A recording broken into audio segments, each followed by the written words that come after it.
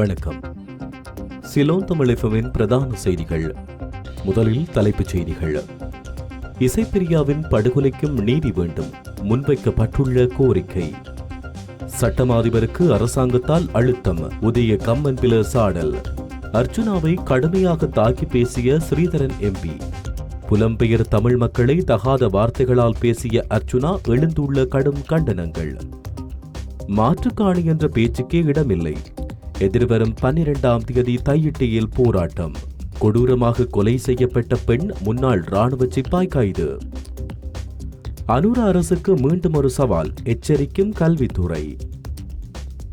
கடவுச்சீட்டு விநியோகத்தில் இடம்பெறும் மோசடிகள் அம்பலம். இனி தொடர்வது விரிவான செய்திகள். ஊடகவியலாளர் லசந்த விக்ரமதுங்கவின் படுகொலைக்கு நீதியை பெற்றுத்தர அனுர தரப்பு உறுதியளித்ததைப் போல நிமலராஜன் தொடக்கம் இசைப்பிரியா வரையான அனைத்து ஊடகவியலாளர்களுக்கும் நீதியை பெற்றுக் கொடுப்போம் என பிரதமர் உறுதிப்படுத்துவதோடு செயல் வடிவத்தையும் காட்ட வேண்டும் என வடமாகாண சபை முன்னாள் உறுப்பினர் சபா குகதாஸ் தெரிவித்துள்ளார். ஊடகவியலாளர் லசந்த விக்ரமதுங்கவின் படுகொலைக்கு நீதி வேண்டி அவரின் மகள் அனுப்பிய கடிதத்தின் அடிப்படையில் நீதியை பெற்றுக் கொடுப்பதில் நாம் உறுதியாக இருப்போம் என பிரதமர் கருணி அமரசூரிய நாடாளுமன்றத்தில் தெரிவித்தமை தொடர்பில் கருத்து வெளியிட்ட போதே அவர் இதனை கூறியுள்ளார். ஊடகத்துறையில் பணியாற்றியதோடு கலைத்துறையிலும் சிறப்பான படைப்புகளை வழங்கிய இசைப்பிரியா இறுதிப் போரில் முள்ளிவாய்க்கால் பகுதியில் மே 17ஆம் தேதி வட்டுவாகலில் ஸ்ரீலங்கா அரசாங்கத்திடம் சரணடைந்த பின்னர் எவ்வாறு படுகொலை செய்யப்பட்டார் என்பதற்கு சேனல் போ ஊடகத்தினூடாக ஆதாரங்கள் வெளிவந்தன. அதன் அடிப்படையில் சரணடைந்த ஊடகவியலாளர் படுகொலை செய்யப்பட்ட முறை மனித குலமே வெட்கி தலை குனியும் அளவுக்கு அசிங்கமானது என அவர் இதன்போது குறிப்பிட்டார். அரசியல் பழிவாங்கலுக்காக அரசு நீதி கட்டமைப்பையும் பயன்படுத்துகிறது என்றும் சட்டம் அதிபருக்கு அரசாங்கம் அழுத்தம் பிரயோகிப்பது தெளிவாக விளங்குவதாகவும் பிவித்துருக்கல உரிமையவின் கட்சியின் தலைவரும் முன்னாள் நாடாளுமன்ற உறுப்பினருமான உதய கம்மன்பில தெரிவித்துள்ளார். கொழும்பில் ஊடகங்களுக்கு கருத்து தெரிவித்த போதே அவர் இவ்வாறு குறிப்பிட்டுள்ளார். ஜனாதிபதி மற்றும் அரசின் மீதான மக்கள் நம்பிக்கை வெகுவாக சிதைவடைந்துள்ளது. அரசின் மீது மக்களின் வெறுப்பு தீவிரமடையும் போது மக்களின் கவனத்தை திசை திருப்புவதற்காக கடந்த அரசுடன் தொடர்புடைய விடயங்களை அரசு வெளியிடும். ஜனாதிபதி நிதியத்திலிருந்து நிதி பெற்றவர்கள், மதுபான சாலை அனுமதி பத்திரம் பெற்றவர்கள் விவரத்தை அரசு வெளியிட்டது. தற்போது 2022 மே கலவரத்தின் போது வீடுகளை இழந்த அரசியல்வாதிகள் பெற்றுக்கொண்ட இழப்பீட்டுத் தொகை தொடர்பான விவரங்களையும் அரசாங்கம் வெளியிட்டுள்ளது. ஜனாதிபதி நிதியத்திலிருந்து நிதி பெற்றவர்களின் பெயர் விவரங்களை வெளியிட்ட அரசு அந்த நிதியை மீள பெற்றுக் கொள்வதற்கு எவ்வித நடவடிக்கையும் எடுக்கவில்லை. அதேபோல் கடந்த அரசில் மதுபான சாலை அனுமதி பத்திரங்கள் பெற்றுக் கொண்டோரின் பெயர் விவரங்கள் வெளியிடப்பட்டன. மதுபான சாலை அனுமதி பத்திரங்களை ரத்து செய்வதற்கு ஏதேனும் நடவடிக்கை எடுக்கப்படுமா என கேள்வி எழுப்பிய போதும் அந்த மதுபான சாலை பத்திரங்கள் சட்ட ரீதியாக வழங்கப்பட்டுள்ளன. ஆகவே அதற்கு எதிராக நடவடிக்கை எடுத்தால் சட்ட சிக்கல் ஏற்படும் என சபையின் முதல்வர் விமல் ரத்நாயக்க குறிப்பிட்டுள்ளார். ஜனாதிபதி அனுரகுமார திசாநாயக்க தேர்தல் பிரச்சார மேடைகளில் மதுபான சாலை அனுமதி பத்திரங்களையும் முன்னாள் ஜனாதிபதிகளுக்கான கொடுப்பனவை ரத்து செய்வதாகவும் குறிப்பிட்ட விடயங்கள் அனைத்தும் இன்று பொய்யாக்கப்பட்டுள்ளதாக தெரிவிக்கப்படுகின்றது. மக்களின் தேவைப்பாடுகளை நாடாளுமன்றத்தில் தமது தரப்பு பேசுவது பிழை என்றும் நாடாளுமன்ற உறுப்பினர் அர்ச்சுனா ராமநாதன் தான் பேசுவது மாத்திரம் சரியென்றும் கூறும் ஒரு நிலைப்பாட்டில் இருப்பதாக சிவஞானம் ஸ்ரீதரன் குற்றம் சுமத்தியுள்ளார்.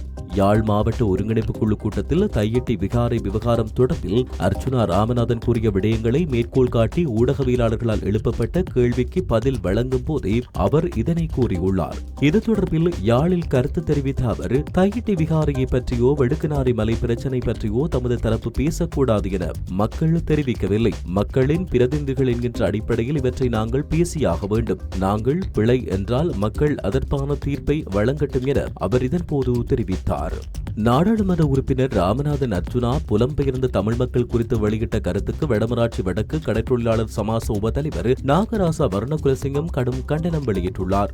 அண்மை காலமாக ராமநாதன் அர்ச்சுனா வெளியிட்டு வரும் கருத்துக்கள் குறித்து பல்வேறு விமர்சனங்களும் எதிர்மறையான கருத்துக்களும் எழுகின்றன. இந்நிலையில் புலம்பெயர்ந்த தமிழ் மக்களை அர்ச்சுனா தகாத வார்த்தையினால் பேசியமை ஏற்றுக்கொள்ள முடியாதது என நாகராசா வர்ணகுலசிங்கம் தெரிவித்துள்ளார்.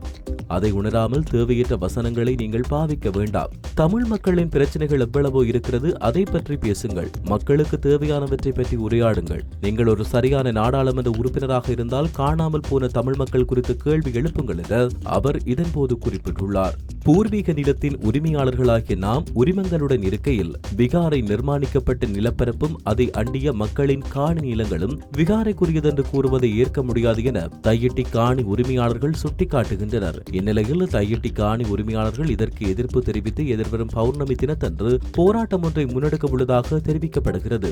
யாழ் ஊடக அமையத்தில் இன்றைய தினம் ஊடகவியலாளர் சந்திப்பு ஒன்றை முன்னெடுத்த அவர்கள் மேலும் தெரிவிக்கையில், மக்களின் காணி நிலங்கள் மக்களுக்கே சொந்தம், அவை மக்களுக்கு வழங்கப்படும் என ஜனாதிபதி அண்மையில் யாழ் ஒருங்கிணைப்பு குழு கூட்டத்தில் தெரிவித்திருந்தார். ஆனால் அவர் கூறிய கருத்துக்கு முரணாக தையிட்டி விவகாரம் காணப்படுகிறது.